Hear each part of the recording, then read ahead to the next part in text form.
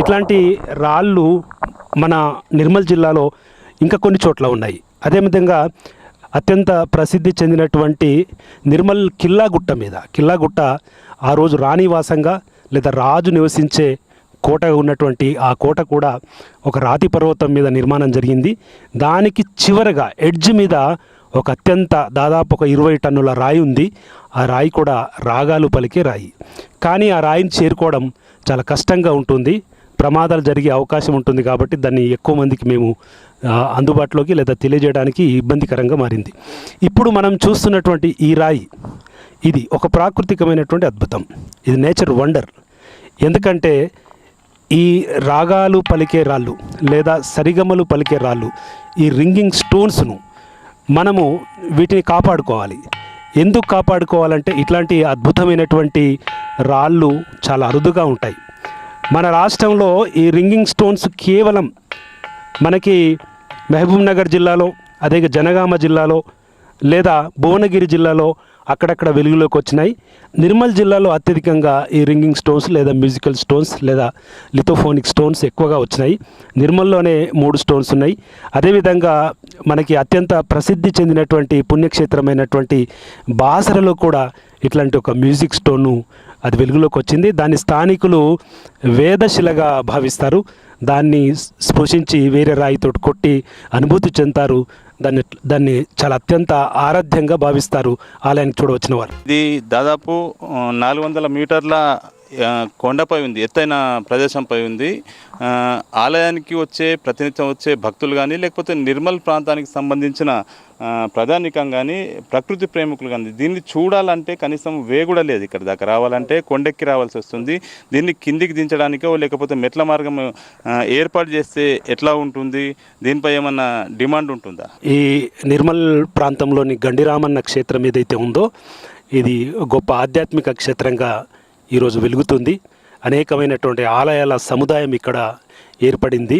ఈ ఆలయాలకు వచ్చినప్పుడు భక్తులు కానీ లేదా టూరిస్టులు కానీ లేదా ప్రకృతి ప్రేమికులు కానీ ఈ ప్రాంతానికి వచ్చినప్పుడు దీన్ని చూడాలనుకుంటారు. కానీ దీన్ని చేరుకోవడానికి చాలా ఇబ్బందిగా ఉంది. అనేకమైనటువంటి రాళ్లను దాటుకొని కొండపైకి చేరుకోవాలి.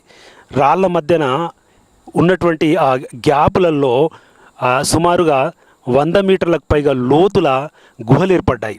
అంటే సహజ సిద్ధంగా ఏర్పడినటువంటి గుహలు ఉండడం వల్ల ఎవరైనా ప్రమాదవశత్తు కాలు జారినా లేకపోతే పడిపోతే వాళ్ళు ప్రాణాపాయం జరిగే అవకాశం కూడా ఉంటుంది. అందుకే ఇక్కడికి చేరుకోవడానికి భక్తులు కానీ టూరిస్టులు కానీ పర్యావరణ ప్రేమికులు కానీ లేదా ఇక్కడ ఉన్నటువంటి ఈ న్యాచురల్ వండర్ అయినటువంటి ఈ మ్యూజిక్ స్టోన్ను చూడడానికి వచ్చే వారి కోసము ఒక ఏర్పాటు చేయాలి. ఈ రాళ్ల మధ్యనే గ్యాప్లను పూరించుకుంటూ ఇక్కడికి ఈజీగా వచ్చేటట్లు ఒక దారి ఏర్పాటు చేయాలి. అదేవిధంగా ఈ మ్యూజికల్ స్టోన్ చూడడానికి చుట్టుపక్కల ప్రమాదకరంగా ఉంది కాబట్టి ఒక ఫెన్సింగ్ను ఏర్పాటు చేసి, అంటే స్త్రీలు పురుషులు పిల్లలు అన్ని వయసుల వారు ఇక్కడ సులభంగా చేరుకొని ఈ ప్రాకృతికమైనటువంటి అద్భుతాన్ని చూడడానికి ఒక మార్గాన్ని ఏర్పాటు చేస్తే చాలా బాగుంటుంది. అంటే నిర్మల్ జిల్లాలోనే 3 ప్లేసెస్లో ఈ సరిగమలు పలికే రాళ్ళు ఉన్నాయి. అయితే రాళ్ళ నుంచి చప్పట్లు కొడితే నీళ్ళు వచ్చే ప్రదేశం కూడా ఉంది ఉమ్మడి ఆదిలాబాద్ జిల్లాలో దండేపల్లి ప్రాంతంలో. అంటే రాళ్లకు చప్పట్లు కొడితే నీళ్ళు వచ్చేది ఏంటి అంటే కొండపై నుంచి నీళ్లు రావడము, చప్పట్లు ఆపేస్తే వెంటనే నీటి ప్రవాహం ఆగిపోవడం, ఇది ఎట్లా సాధ్యం? దండేపల్లి మండలంలో చిన్నయ్య గుట్టలు అవి కూడా ఆది మానవుడు ఆ ప్రాంతంలో నివసించారు. మధ్యశిలా యుగపు ఆది మానవులు ఈ గుట్టలలో ఉన్నటువంటి గుహలలో కూడా ఉన్నట్లు మనకు అనేకమైనటువంటి సాక్ష్యాలు లభిస్తున్నాయి. అట్లాగే చిన్నయ్య గుట్టల నుంచి ఇంకొక 3 కిలోమీటర్లు మనం అటవీ ప్రాంతంలోకి ప్రవేశిస్తే అక్కడ ఒక సహజ సిద్ధంగా ప్రవహించే చిన్న నది ఉంటుంది. ఆ నదికి ఆనుకున్నటువంటి కొండల మీద అక్కడ చప్పట్లు చరిచినప్పుడు ఆ నీటి బిందువులు నేలరాలుతాయి. ఇదంతా కూడా ప్రాకృతికంగా జరిగే అద్భుతం. ఎందుకంటే అది శాస్త్రీయంగానే ఉంటుంది. ఇప్పుడు ఇక్కడ కూడా ఈ రాళ్ళను కొట్టినప్పుడు అద్భుతమైనటువంటి శబ్దాలు వస్తున్నాయి.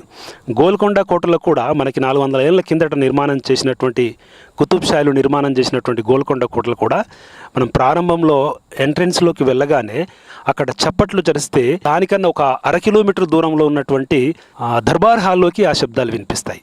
అంటే ఇక్కడి నుంచి దర్బార్ హాల్లోకి, అదేవిధంగా అక్కన్న మాదన నివసించినటువంటి కార్యాలయంలోకి కూడా చప్పట్ల శబ్దాలు వినిపిస్తాయి.